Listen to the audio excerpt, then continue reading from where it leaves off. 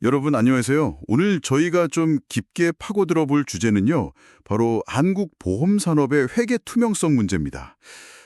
특히 그 IFRS 17이라는 새 회계 기준 도입 1년 후 상황, 이걸 좀 중점적으로 보려고 합니다. 주요 참고 자료는 박규소 교수님이 2024년 10월에 쓰신 글이에요. IFRS 17 도입 1년 보험 산업 회계 신뢰성의 기로. 이 글을 중심으로 이야기를 풀어가 보겠습니다. 네, 그 글이 나온 게 벌써 반년도 더 지났네요. 저희가 이야기하는 지금이 2025년 중반이니까요. 근데 그때 박 교수님이 제기했던 그 문제의식들, 이게 현재 시점에서도 과연 유효한 건지, 또 어떤 변화가 있었는지 이걸 좀 되짚어보는 게 의미가 있을 것 같습니다. 맞습니다. 특히 신뢰 회복하고도 직결되는 문제니까요. 그렇죠. 그래서 이번 시간 저희 목표는 왜 그렇게 큰 변화 뒤에도 시장의 의구심이 계속됐을까? 또 박 교수님이 지적한 그 근본 원인이 뭘까? 이걸 좀 명확히 해보는 겁니다. 그리고 이게 왜 또 중요한지 알아보고요. 자, 그럼 바로 한번 들어가 볼까요? 그러니까요, 정말 막대한 비용을 들여서 IFRS 17을 도입했는데 박 교수님은 2024년 10월 그 시점에도 여전히 보험사 재무제표, 이거 시장이 못 믿는다. 이렇게 보셨단 말이죠. 가장 큰 원인, 뭐라고 지적하셨나요? 네, 핵심은요. 수십 년 동안 이어져 온 어떤 잘못된 관행, 아니 인식이라고 해야 할까요? 이걸 지적했어요. 그러니까 외부 투자자들 보라고 만드는 회계 기준, 이게 GAAP잖아요. 네, GAAP죠. 그리고 감독 당국이 이제 건전성 보려고 만든 기준, SAP. 이걸 보험업계가 오랫동안 거의 같은 걸로 취급해 왔다는 겁니다. 그래서는 이걸 잘못된 일원화의 함정이라고 표현했고요. 아, 잘못된 일원화의 함정. 그러니까 겉으로는 국제 기준 따른다, GAAP 따른다 해놓고 네네. 실제 회계 처리는 감독 기준인 SAP에 맞춰서 해왔다 이런 말씀이시죠? 맞습니다. 심지어는 이걸 감사하는 회계법인들도 제대로 지적을 못했다는 거고요. 업계에서는 이걸 또 실질적 일원화라고 불렀다는데 그게 왜 그렇게 심각한 문제였을까요? 그냥 편의상 그랬던 거 아닌가요? 그게 단순히 편의 문제가 아닌 게요. 회계라는 게 원래 목적이 다르면 처리 방식도 달라지는 게 상식이잖아요. 그렇죠. 목적이 다르죠. 네. 외부 투자자를 위한 GAAP는 기업의 어떤 경제적 실질, 그러니까 진짜 이 회사가 돈을 잘 버는지, 가치가 어떤지 이걸 보여줘야 하거든요. 반면에 SAP는 감독 목적이니까 당장 보험금 지급 능력, 단기적인 안정성 이런 걸 보는 거고요. 아, 초점이 다르군요. 네, 완전히 다르죠.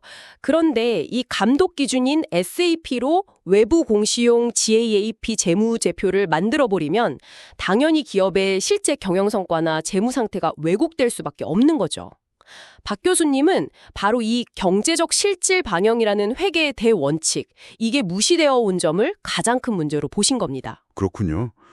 그래서 다들 IFRS 17 도입하면 이제 이런 관행 깨지겠지 기대를 했는데 네, 기대를 많이 했죠. 2024년 10월 그 시점에 박 교수님 진단은 여전히 좀 부정적이었던 거네요. 맞습니다. 심지어는 그 글에서 지난 1년간의 외부 공시 회계 정보를 분석해도 의미 있는 결론을 도출하기 어려울 것 같다. 이렇게까지 말씀하셨어요. 와, 그 정도면 거의 재무제표가 제 역할을 못한다 이런 얘기잖아요. 그렇죠. 막대한 감사 비용 들여서 만드는 건데 유용한 정보를 제공 못한다는 강력한 비판이죠. 심각하네요.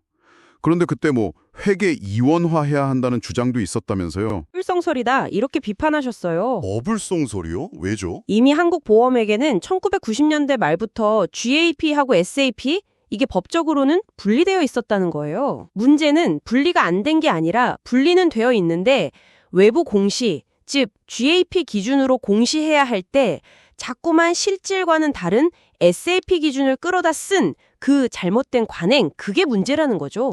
그러니까 분리가 안 된 게 문제가 아니라 제대로 적용을 안 한 게 문제다. 네, 정확합니다.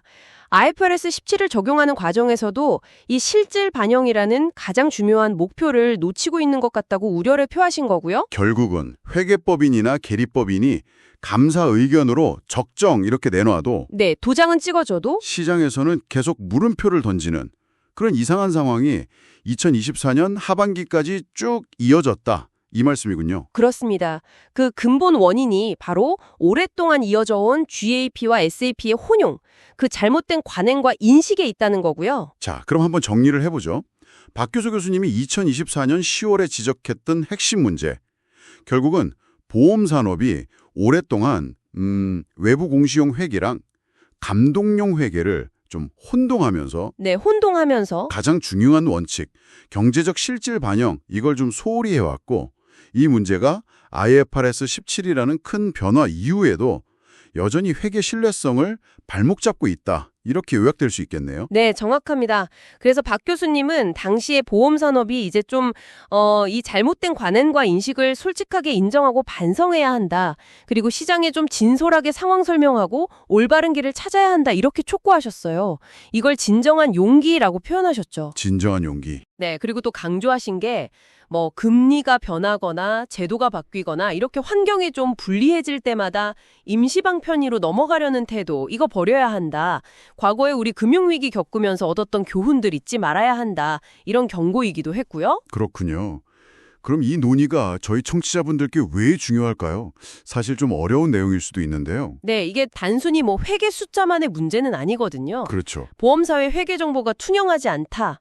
그러면 여러분이 가입한 그 보험 상품이 진짜 안전한 건지, 아니면 보험사에 투자를 하려고 할 때 이게 괜찮은 건지, 이런 판단을 하기가 굉장히 어려워집니다. 네, 기본 정보가 흔들리는 거니까요. 맞아요. 나아가서는 금융 시스템 전체 안정성하고도 연결되는 문제고요. 그래서 이런 배경을 이해하시는 게 중요합니다.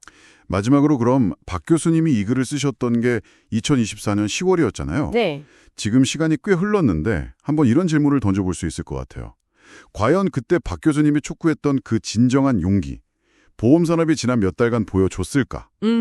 의미심장한 질문이네요. 아니면 그때 지적됐던 문제들이 여전히 해결되지 않은 채로 남아있을까? 네.